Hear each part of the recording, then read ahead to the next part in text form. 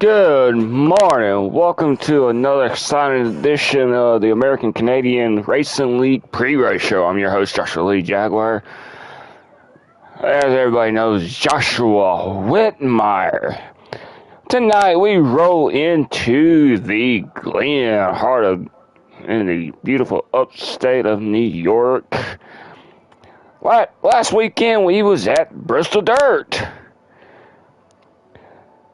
And let's see some interesting facts. It is known that the 22 has reinstated Clemson as of this past week. We have got news that the 22 will be, the driver of the number 22 will be Clemson again. They restated him as of last week, so he will be back in that 22 car on strict restrictions for the 22. For that Ford camp going into this week.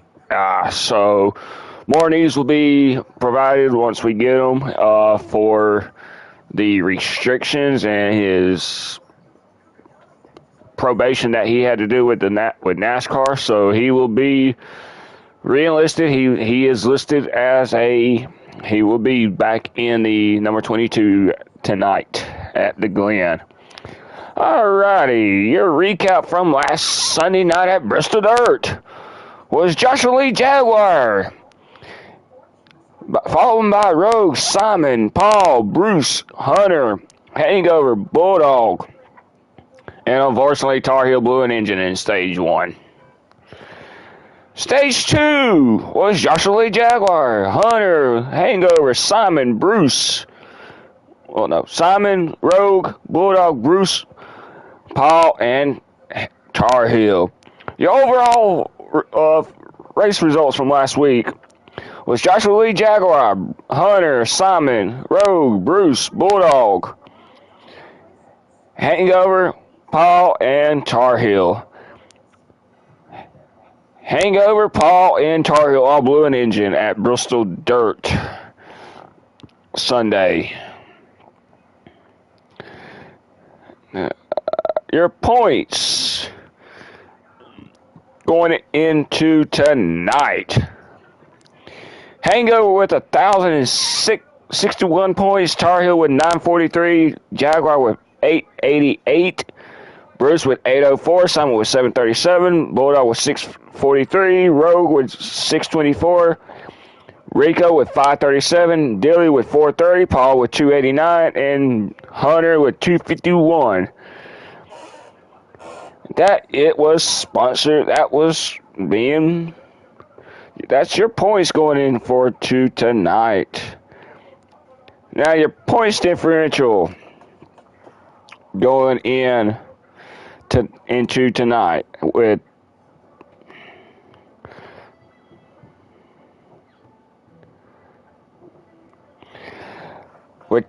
Tar Heel and Jaguar. It is a 55-point difference right there for second place.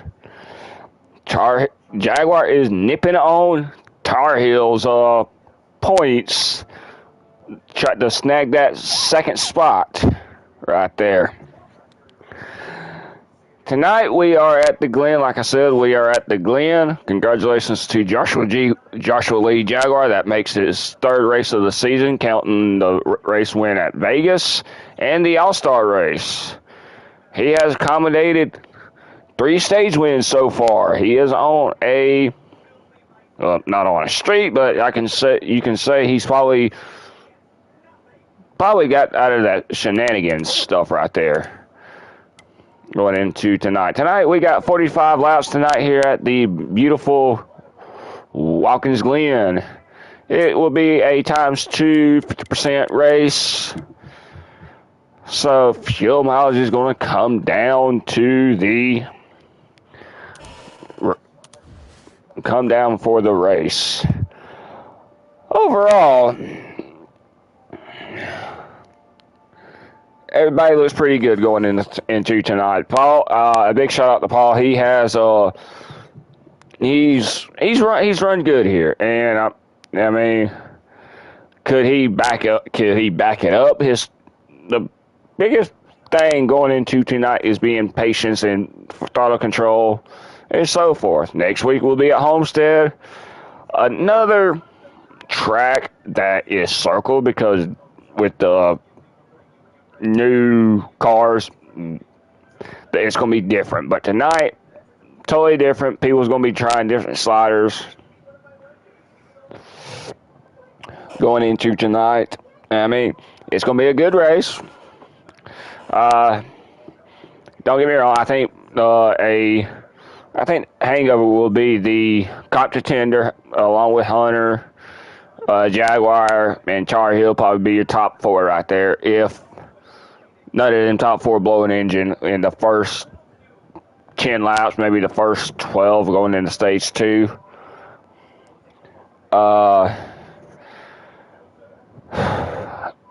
I mean, there's a lot of stuff going on with some of these drivers that are really, really, really needing a bounce back after 3 weeks. We're not too far from the playoffs, of course. We are slowly getting to the playoff line to where it's crunch time. It is literally going to be a crunch time situation for the guys that are looking in.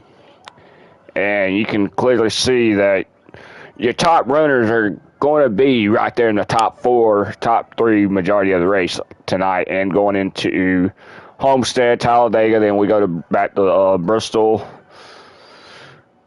the Bristol night race, which is going to be a key factor. Road America is going to be another key factor track right there going into tonight in this week.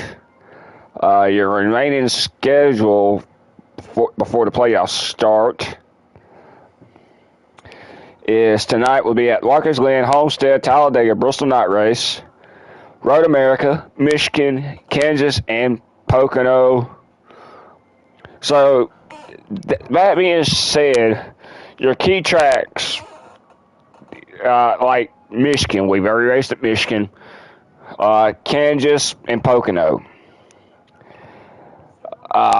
Road America, it's a road course, so you're going to have to be on your game right there on that road course right there. But we only got one more road course after Road America. That will be Charlotte Roval.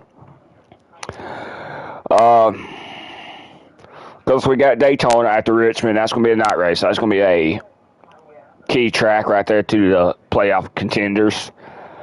Martinsville, paperclip, night race. It could be a slick. It could be a nice race right there. So Dover, another playoff contending track right there that was raced early in the season. Texas was early in the season, was not too long ago, a couple of races ago. Vegas was the third race of the season, either third or fourth race of the season. And then Phoenix. So, I mean, other than that, I mean, people have got certain tracks circled going into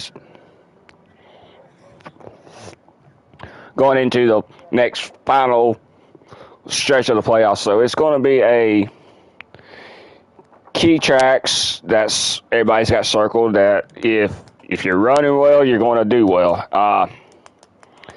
The main track that everybody's looking at is Talladega, but due to the fact that it is a super speedway, and it is going to be one of the ones that's going to be everybody's going to be scratching their heads. Are they going to you going to be able to get 3 lines or maybe that top groove working? It varies. I mean, it's like tonight's a bounce back track to the ones that didn't do too well on the Bristol dirt, because that was a full 100% race right there. So I mean,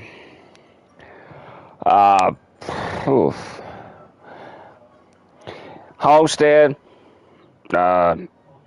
is going to be is one of the ones that you're questioning yourself because of how these cars drive. You're not.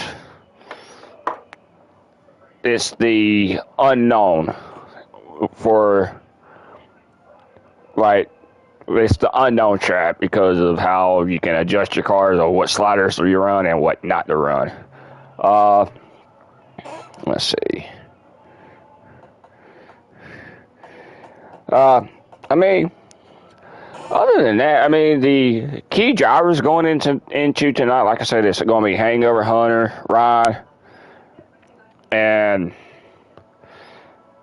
Jaguar, possible, and even Simon. I mean, Paul could be one of the dark horses of the drivers that could possibly sneak in and snag a top three, possible snag a top two if he races just the way he's been racing, staying focused, and then Paul's going to end up having another career best finish if he can just relax, not to be too worried about all the other shenanigans around him.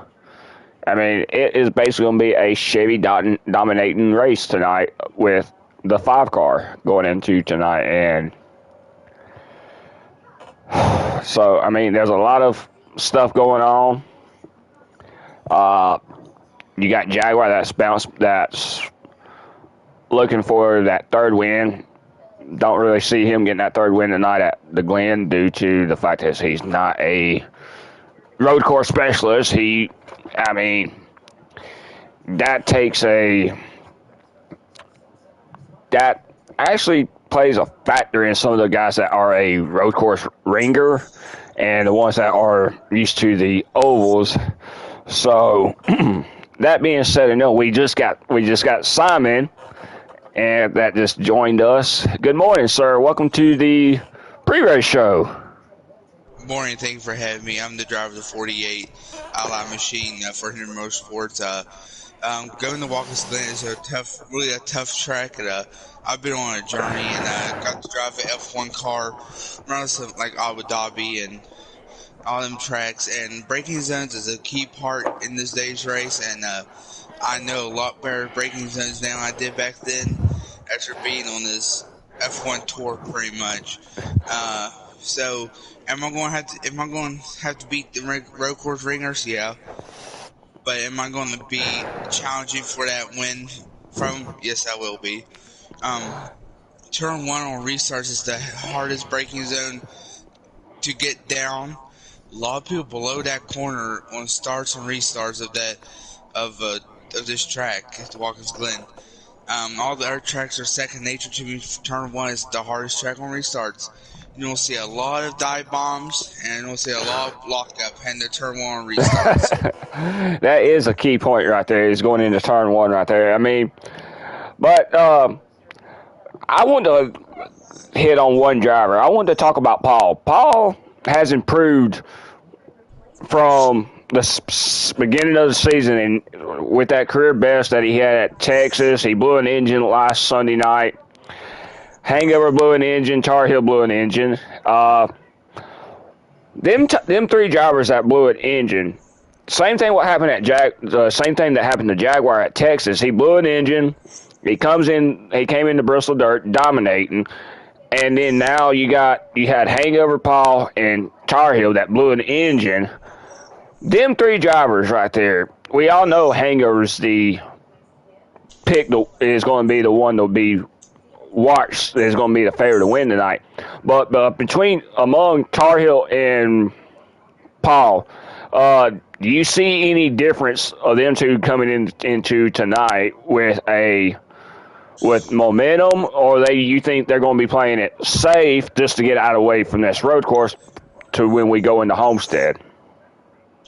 Well, knowing Paul, racing against him in all the other leagues, and he's improved a lot.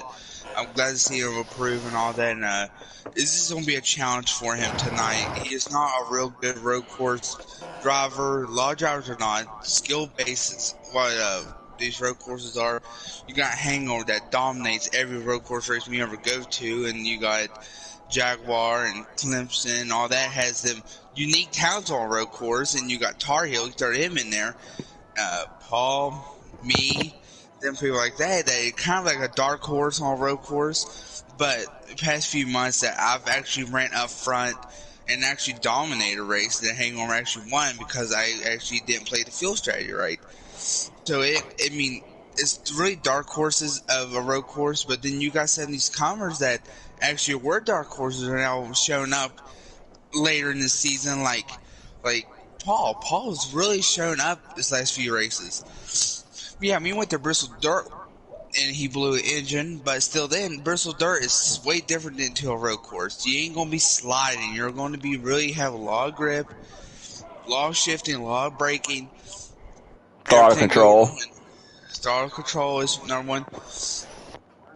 So we're going to have a lot of these guys that actually run the back actually go up towards the front because of the braking zones and pass zones. And personally, I could pass in pretty much almost every corner but the S's.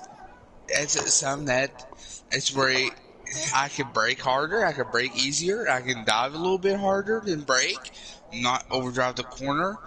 And this is the certain things that a lot of drivers are now seeing in every league. Yeah, I'm been over aggressive a few weeks and all that, and I take a lot of that aggressiveness now on a road course from the F1 tour I've been on, where you have to be a lot more aggressive you were than you are in NASCAR, that you had to dive a little bit harder and all that, because this is a weird thing. A F1 car is about the same as the NASCAR Cup Series car now. What do you mean by that? Bigger brakes, bigger wheels, weird diffuser, slower speeds, kind of all play same aerodynamically. So it's actually not much of a difference. Well, But all right. Who's your dark horse going into tonight? Like we said, we brought up Tar Heel, Paul, Bulldog is. There's some. I mean, I hate to bring this up right here. That 41 team has been struggling for the last couple of weeks, and I mean, I don't know, that 41 car has to try to show up tonight or show up next weekend because of we still got after tonight we still have two more road courses, and it it it plays a factor even with a road course being in the playoff. You got one more road course. If you see any differences going into these next three races because we got Homestead, Talladega, and Bristol night race. You see any? Do you see him changing the way he drives or the way he's not being slightly aggressive, or does he need to change his mortality and try to get on that? Try to jump on to being somewhat of aggressive going into these next three races right after tonight. These next three races, do you see him trying to be more aggressive, or do you think he does need to be more of aggressive? he needs to be way more aggressive now. I mean, we're getting towards the end of the season now. We're working on it, and we're not going to be in a Cup car next year. We're going to be going to the Craftsman Truck Series. So now you had to be aggressive to get that point and all that. You don't have another season to back that up when tonight he needs to run a smooth, clean, smart race. Don't dive it in there. Don't overdrive it. Drive it smart because we're going to be on field strategy probably at the end towards the end of this race. 45 laps. It is going to come down to a fuel strategy race right there, and that is a key thing going into tonight. Is all about the fuel strategy. I mean, every track we go to is going to be on a fuel strategy, like Bristol Dirt. Well, that was a fuel strategy. Tonight, you got people going to be on different pit strategies going into that last stage right there. That last stage is going to be the key on being up front, but most likely. So what he just needs to run this race clean, go until the race after this one, drive his heart out, get everything he can. Just don't wreck the car. Because, yes, he's been struggling. That 41 team of Stewart Haas Racing has been struggling for months now, months. He hasn't got much top 10 finishes out of the top 40 finishes. We don't have 40 drivers. But still then, he needs to get that aggressiveness and turn that knob up to 10. And it's time to get the points. Because you're going to go to a super speedway race. That's a track that he can win at. Stay in the draft and get yourself up to the front. Move yourself up to the front. all that said, he just needs to do everything right, and he's gonna get up in the top 10, top 5, top 4. He might even win a race. What would you think about the driver, the number 22, getting reinstated for the remainder of the season? How do you feel about that reinstated? I think he deserved that being reinstated, but now it's all about, okay, he's on thin ice with NASCAR. If you screw up, you're going to be suspended for another month, possible 2 months, and that 22 car really has to show up now and to to play nice. He can't play rough no more. He has to play nice now because he is being watched by NASCAR now. So, with that being said and done, the only top Ford right now has been Bruce and Paul. That's the only two top Fords that the Ford Cam's only got two drivers that been up there. I mean, the Ford Camps have been struggling this year, and I don't know what's going on with these guys right here. I mean, the Ford Camp has not been this bad this year, and you got like we both said, we both hit the point right there. Paul and Bruce are the top four drivers right now, and you got the 22 and the 41 car that's not pulling what Ford wants to see right now. So what the Fords don't have at least of an advantage on this race.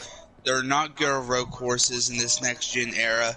A lot of difference you see in the Toyotas of getting the pole, a lot of poles. Then you got the Chevrolets that show up during the race. The Fords are kind of mixed in there, and the 22 being reinstated. Tonight's gonna be a test. If he overdrives the corner, starts taking people out, then they're probably going to say to park it. Tonight is a redemption night. He just needs to drive a clean race. He doesn't need to overdrive the corner and start killing people. If he does that, he's probably going to be taken down again. He probably will never be back. So tonight he needs to take it easy. Do not overstart the corner. He has a issue overshooting turn one. And that's a thing that I don't. I mean, if you watch me, I brake so early that people actually hit me from behind. Because turn one is so difficult on restarts because you're getting up to speed, then you're having to slam the brakes hard. So you don't know your braking zones right there and then. But after that, if you do go through a green flag, you know the braking zones. You know your braking zone. You know how far you want to get in that corner. Make the corner, hit the apex, go, get going. He has a tendency to miss the apex a lot. He carries maybe 20 to 30 miles per hour over where you need to go, and he takes people out and restarts and race. He's going to be racing around people all night. Not many people's going to be spread out early in the race. There's going to be a lot of jockeying positions, spreading about 4 to 5 wide down the front straightaway to get into turn one, a final turn one to a cone to one lane, then spreading back out. That's going to be tough for him.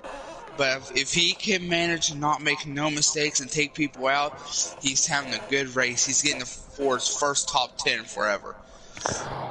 All right, your top Chevy driver is Hangover. He is leading.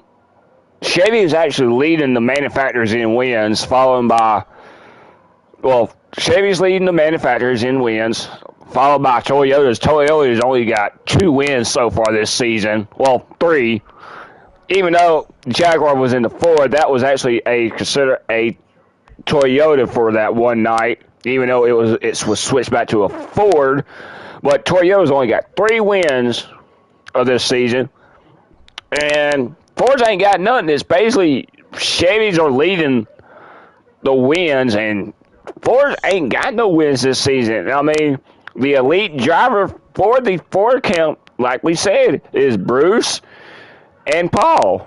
And, I mean, it's been a while since we've seen a Ford in the top 3 before Texas, actually. We have not seen no Ford drivers in the top 3 or in the top 2.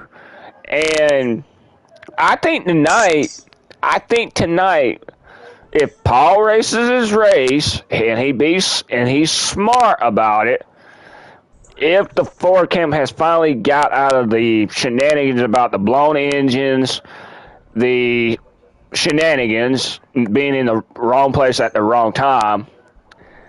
Let's see. Issues on pit road. Can't get caught speeding tonight. That's the biggest thing about Watkins Glen is the pit road being so freaking narrow that you have to call your call your pits in the S's saying, hey, the 10 car is pitting this time by in on the S's. So that pit road is so narrow.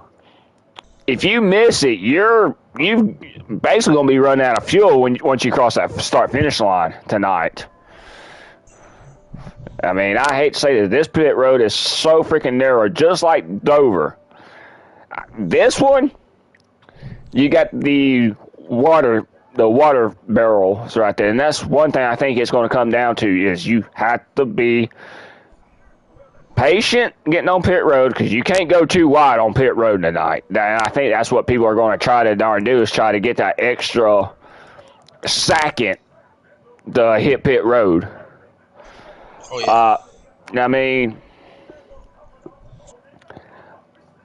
I mean, it is one of the ones that you scratch on your head about. It's like, okay, when do I want to pit? Do I want to pit with the top three? Depends on where the field's at. Because, yeah, like you said, the field is going to be spaced out tonight if we don't have many cautions tonight. I mean, this is not a traditional oval where you can pit it all at one time. It's going to be a pit sequel. People are going to be pitting off different early, but it's like you said. Is who's the ones that are hungry are going to take the chance on staying out to try to get around the other drivers. But you pit too soon, you're going to run out of fuel soon. Yeah. I mean, it's man, this is going to be the ones that's going to be really scratching. Everybody's going to be scratching their head. It's like next Sunday night, we go into Homestead. Ain't really many people have raced at this at Homestead to get an idea on how to adjust their cars because the old cars with the adjustments, your tire pressures are all out of whack. This new cars, the tire setups, the tire pressure adjustments are all in. They're the same now, so you don't have to worry about having a 46-15 to a 46-75 to an 85 ratio. Yeah. Yeah, I mean, that's actually a good thing. Yeah. Next season, we go into the Truck Series. There's going to be a lot of unknowns going into the next season with the trucks because we don't know what drivers are signed with which team because we all know certain drivers, like we know, the Jaguars be going to the 16 Toyota. That's already been confirmed. We know certain drivers. We know Hangover's going to the 13 truck next season. There's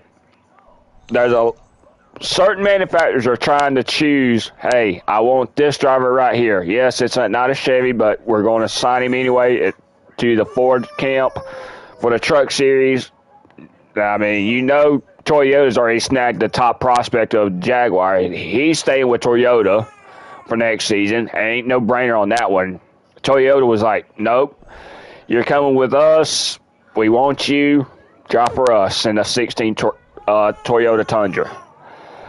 So, what's your latest thing with the Truck Series? What has any teams came to you and offer you, hey, we want you to sign?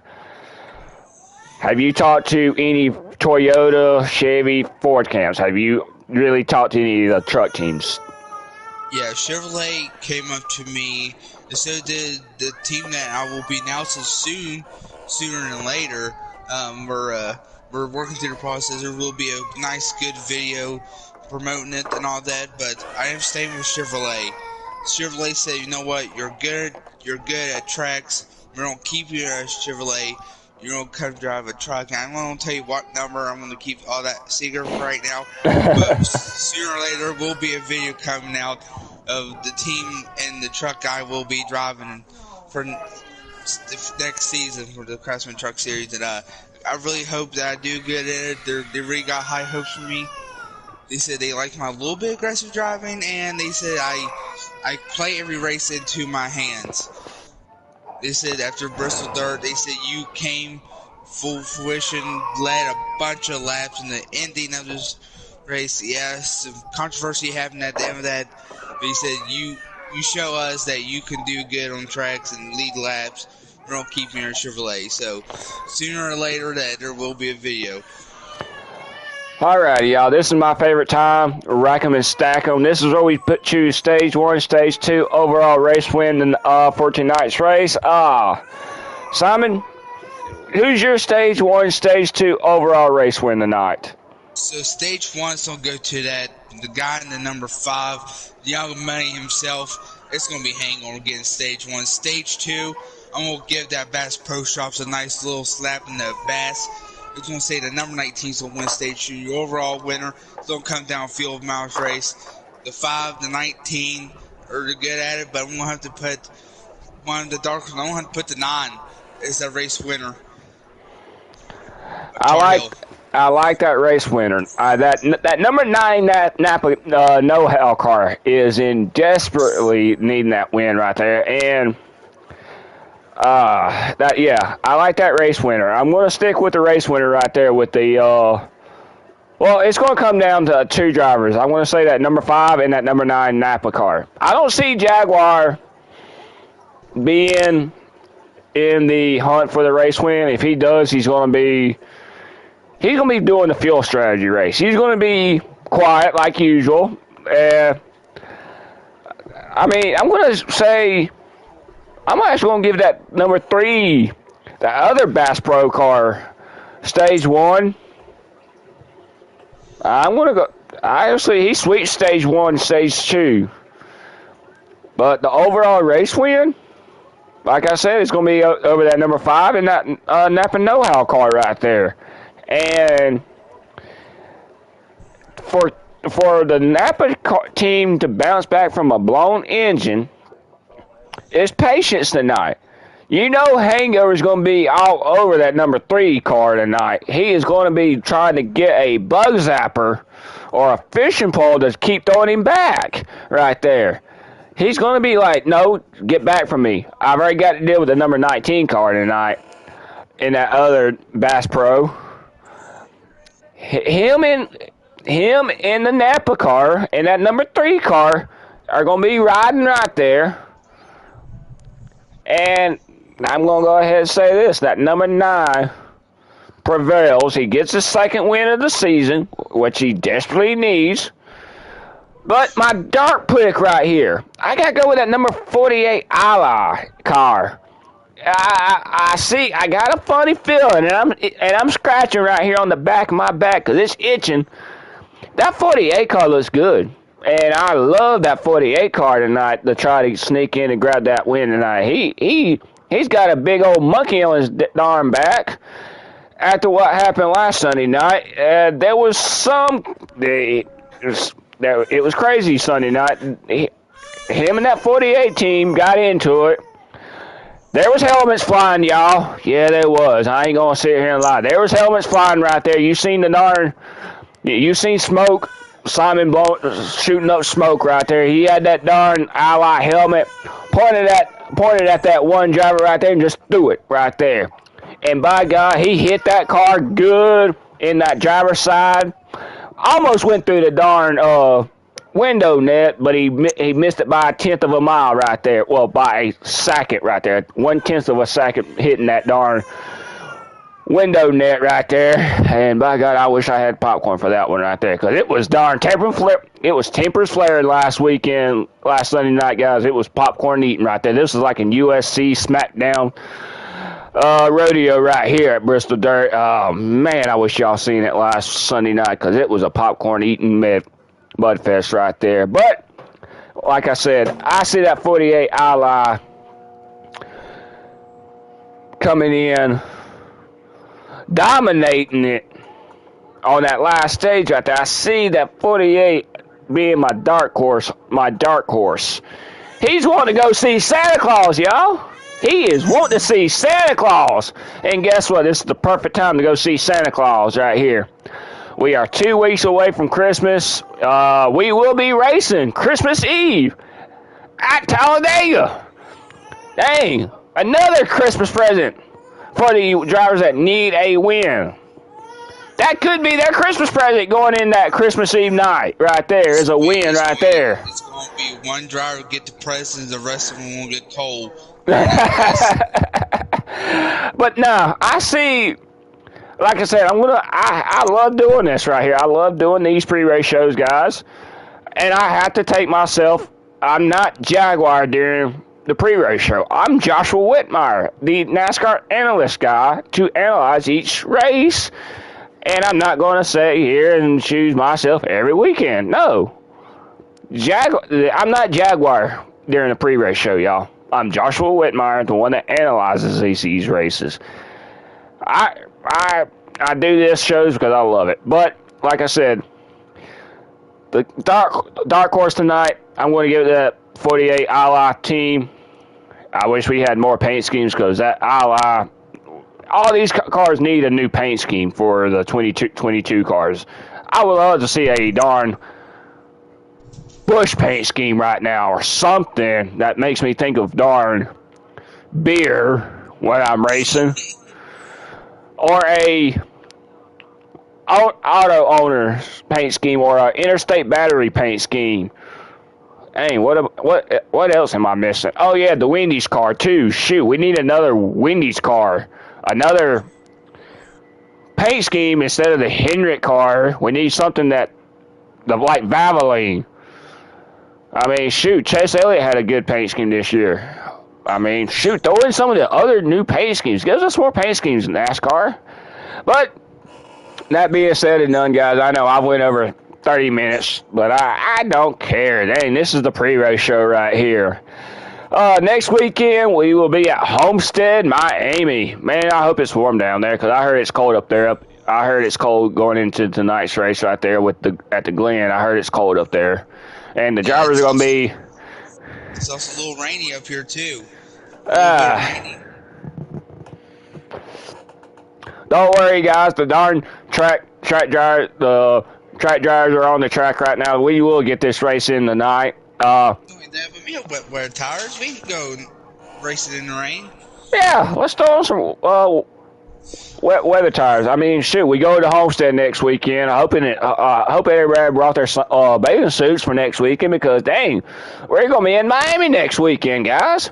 Shoot, bring on the sunscreen. Bring on the darn bathing suit. Shoot, we even going to be going to the beach for that next weekend, guys. Dang. Hope everybody brings their jacuzzis, their hammocks. Dang, let's see, the limbo. Yeah, the limbo. Dang, some cornholes, something. Y'all join us next Sunday at 10:30. We're gonna be in Homestead next weekend on the beach. And don't worry, if I can get my darn